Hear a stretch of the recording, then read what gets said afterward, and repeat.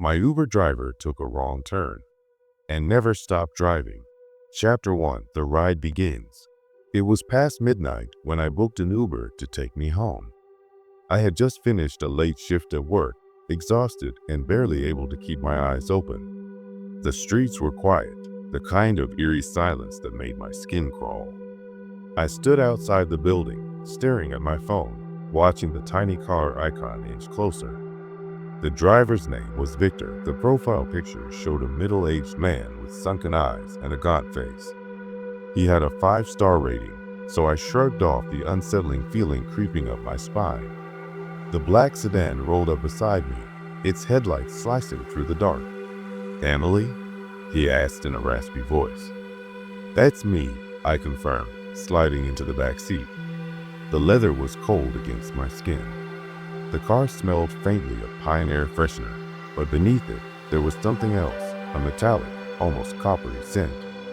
I brushed it off. I just wanted to get home. Chapter 2. The Wrong Turn. For the first few minutes, the ride was uneventful.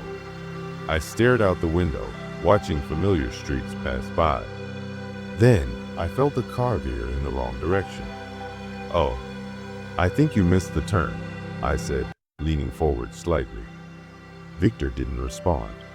His hands were locked on the steering wheel, his knuckles white. "Hey," I tried again, forcing a chuckle. "I think we need to take a left back there." Still, no response. A heavy feeling settled in my stomach. I checked the app. Trip in progress. But the route had changed. The blue line twisted and turned through roads I didn't recognize. "Victor?" I said, louder now. He finally spoke. "Shortcut."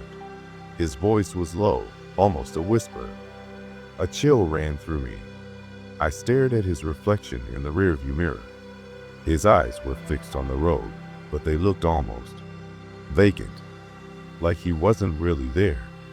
Chapter 3. Nowhere to run. The city lights disappeared. The streets became darker, unfamiliar.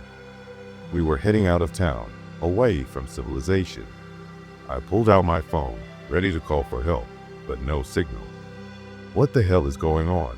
I demanded, my voice shaking. Victor didn't answer. He just kept driving. Faster. The trees blurred past us, the road stretching endlessly ahead. My breath came in short gasps. I reached for the door handle. Locked. Panic surged through me. "Let me out," I screamed, banging on the window. Victor remained silent. His breathing, however, became erratic. Heavy, raspy, almost inhuman. Then he whispered something. "They're waiting." Chapter 4. The house in the woods. I could barely see anything outside now. We had left the main road. The car bumped along a narrow dirt path, deeper into the woods. My mind raced for an escape plan, but fear clouded my thoughts. Then I saw it. A house. No, not a house. A cabin. Old, rotting wood, barely standing. A single dim light flickered inside. Victor slowed the car, pulling up in front of it. No, no, no. I gritted my teeth and waited for the moment he unlocked the doors. The second I heard the click, I threw my entire weight against it, shoving it open and tumbling onto the ground. I ran, faster than I ever had in my life. The sound of the car door opening behind me sent ice through my veins. I didn't dare look back. The trees blurred past me. My lungs burned. My legs ached. Then, a hand grabbed my wrist. I screamed, twisting, kicking, clawing. It wasn't Victor. It was someone else. Or something else. Chapter 5. The Ritual. I was dragged back toward the cabin, my scream swallowed by the thick night air. The figure that held me was tall, unnaturally thin, its face hidden beneath a hood. More figures emerged from the darkness, their silhouettes blending into the shadows of the trees. Victor stood at the cabin's entrance, watching, silent, motionless. The figures whispered the same phrase over and over again. She is ready, I thrashed, my mind screaming for an escape, but their grip was unbreakable. They pulled me inside, where a circle was drawn on the floor. Symbols I didn't understand. Candles flickered, casting twisted shadows on the walls. Then Victor spoke again. You were chosen. Chapter 6. The Escape. No, no, no. I refuse to die here. I refuse to be part of whatever this was. I dug my nails into the hand that held me, biting down on my captor's arm with everything I had. He let out a sharp, inhuman screech, and his grip loosened just enough. I broke free. I ran past Victor, shoving him aside. He didn't resist. He just stood there, eyes empty, as if he was already gone.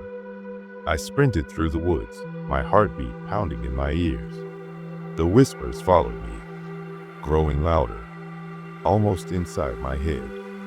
Then, in the distance, headlights. A car! I burst out onto the road, waving my arms frantically. The car screeched to a stop. A man rolled down the window. Are you okay? I didn't have time to explain. I yanked the door open and threw myself inside. Drive, I sobbed. And he did. Chapter 7. The Never-Ending Ride. As we sped away, I looked back. The cabin had disappeared into the darkness. Victor was gone. But the whispers, they hadn't stopped. They were still inside my head. They are always inside my head. Epilogue. The final warning. It's been months since that night.